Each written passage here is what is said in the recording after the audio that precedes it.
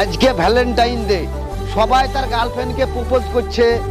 কেউ ঘুরতে নিয়ে যাচ্ছে হোটেলে, কেউ রেস্টুরেন্টে নিয়ে যাচ্ছে। আর শালা আমি সারা জীবন সিঙ্গেল থেকে গেলাম, এত আমার সহ্য হলো না। আজ প্রথমে যাকে দেখবো আর যেই মেয়েকে দেখবো সেই মেয়েকে প্রপোজ করে ছাড়বো, দেখি। আরে ওখানে একটা মেয়ে দাঁড়িয়ে না, ওই মেয়েটাকে আজ প্রপোজ করবো আমি। কিন্তু কি দিয়ে প্রপোজ করবো? ফুল তো নাই, ফুল নাই। হ্যাঁ, ঘড়ি আছে, আমার ঘড়ি দিয়ে প্রপোজ করবো। I love you. ওই হ্যালো, কে আপনি? আপনাকে চিনি না জানি না, হুট করে এসে আমাকে আই লাভ ইউ বলছেন। আজকে ভ্যালেন্টাইন ডে আর আমি সারা জীবন সিঙ্গেল। আজ দেখো কত লোক গার্লফ্রেন্ড নিয়ে ঘুরে বেড়াচ্ছে, রেস্টুরেন্টে, পার্কে, এখানে ওখানে প্রপোজ করছে। কিন্তু আমারও তো ইচ্ছা হয় যে আমি গার্লফ্রেন্ড নিয়ে ঘুরি, তাই আমি তোমাকে প্রপোজ করছি।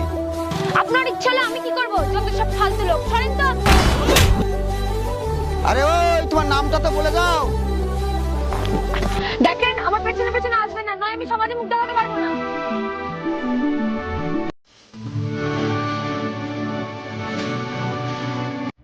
রবি ভাই, ও রবি ভাই, আছেন নাকি বাড়িতে? আরে ঘটক মশাই যে, আসেন আসেন, বাড়ির ভিতরে আসেন। কি ব্যাপার, কি মনে করে? অনেকদিন পর, আপনার তো কোনো পাত্তাই পাওয়া যাচ্ছে না। না, তেমন কিছু না, আপনার ছেলের জন্য একটা পাত্রী দেখেছিলাম। হ্যাঁ, তাই নাকি? খোঁজ যাও ফচকার মা, তাড়াতাড়ি বাইরে আসো। আমাদের ফচকার জন্য একটা ভালো পাত্রী দেখেছে। হ্যাঁ, সে তো খুশির খবর। ওই ছবি টবি আছে না কি ঘটক মশাই? হ্যাঁ, আছে তো।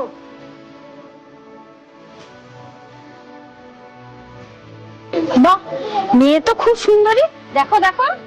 হ্যাঁ, তাই তো। এইরকম সুন্দর মেয়ে কোথাও খুঁজে পাবেন না, লাখে একটা। ঠিক আছে, মেয়ের বাড়ি খবর দেন, সামনের রবিবারে দেখতে যাব। আচ্ছা ঠিক আছে, তাহলে আমি আসছি। জানো ফসকার বাবা, মেয়েটা তো খুবই সুন্দরী, আমাদের ফসকার সঙ্গে হেব্বি লাগবে। ফসকা, কোথায় ছিলিস বাবা? আয় আয়, বস, তোর সাথে কথা আছে। হ্যাঁ মা, কি হয়েছে বলো? আজকে আমাদের বাড়িতে ঘটক মশাই এসেছিল, ভালো একটা পাত্রী খোঁজ দিয়েছে, খুব সুন্দরী। সামনে রবিবারে আমরা দেখতে যাব। সবই ঠিক আছে, কিন্তু তোমাদের মেয়েটাকে পছন্দ হয়েছে কি? হ্যাঁ হ্যাঁ, পছন্দ? পছন্দ? আচ্ছা ঠিক আছে মা। তো বিহাই মশাই, খাওয়া দাওয়া তো হলো, তোমার মেয়েটাকে ডাকেন একটু দেখি। কই গো তুলির মা, তুলিকে বাইরে নিয়ে আসো।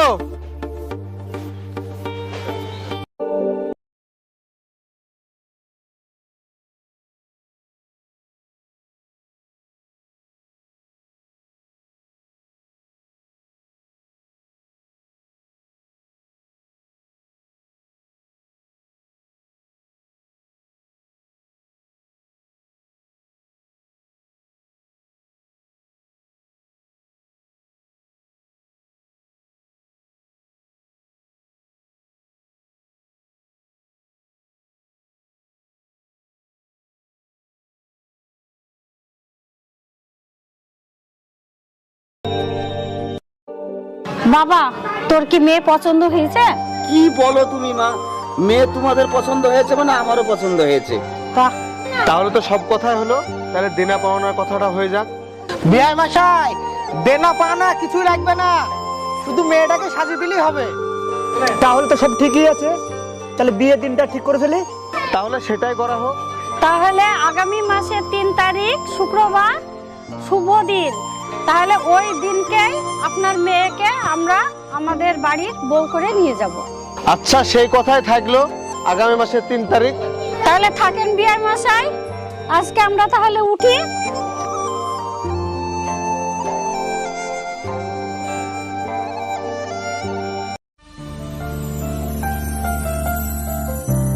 আরে এটা রবি চাচা না? যাই তো দেখে আসি। ও চাচা, কেমন আছেন? আছি ভালো। হ্যাঁ ভাইপো, এসো বসো। শুনলাম চাচা বেটার বলে বিয়ে দিছেন। হ্যাঁ বাপ। তো মেয়ের বাড়ি কোথায় চাচা? ও মেয়ের বাড়ি হচ্ছে দক্ষিণনগর, আর মেয়ের বাপের নাম হলো মুর্শিদ। আরে মেয়ে তো আমাদেরই এলাকার মেয়ে, খোঁজ খবর নিয়েছেন? হ্যাঁ ভাইপো, খোঁজ খবর তো লিয়েছি। চাচা মেয়েটার বিষয় কি কিছু জানেন? কি বিষয়? মেয়েটার আগে বিয়ে হয়েছিল। হ্যাঁ কি বলো তুমি, বিয়ে হয়েছিল মানে? হ্যাঁ চাচা, সত্যি বিয়ে হয়েছিল। ওই মেয়েটার স্বামী অ্যাক্সিডেন্ট হয়ে মারা গেছে। কিন্তু ঘটক তো আমাকে এ সম্বন্ধে কিছু বলেনি। তাই যদি হয় তাহলে ওই মেয়ের সাথে আমার ছেলের বিয়ে দেবো না। ঘটকের কাছে আমি এক্ষুনি যাচ্ছি। আমার সাথে এত বড় দু নম্বরই, আমার একটাই ছেলে, আমি ওই বিধবা মেয়ের সাথে বিয়ে দেবো? আমি জীবনে ওই মেয়ের সাথে বিয়ে দেবো না। এই ফটকা থাম, এই ফটকা তুই ব্যাগ নিয়ে কোথায় যাচ্ছিস? কেন জানো না বিয়ের বাজার করতে যাচ্ছি? তোকে আর বাজার ঘাট করতে যেতে হবে না, ওই মেয়ের সাথে তোর বিয়ে হবে না। কেন কি আছে? সবকিছু তো ঠিকঠাক হলো, আবার হঠাৎ বলছো বিয়ে দেবো না ওই মেয়ের সাথে, কি হয়েছে? ওই মেয়েটার আগে একটা বিয়ে হয়েছিল, তার স্বামী অ্যাক্সিডেন্ট করে মারা গেছে।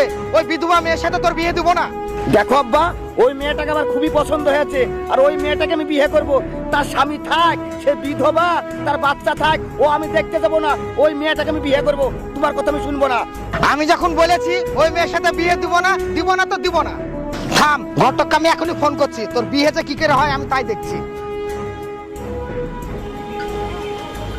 হ্যালো ঘটক সাহেব, আপনি ওই রাস্তার ধারে ভাটার পাশে যে কালভেট আছে, কালভেটের ওখানে মেয়ের বাপকে নিয়ে তাড়াতাড়ি আসেন।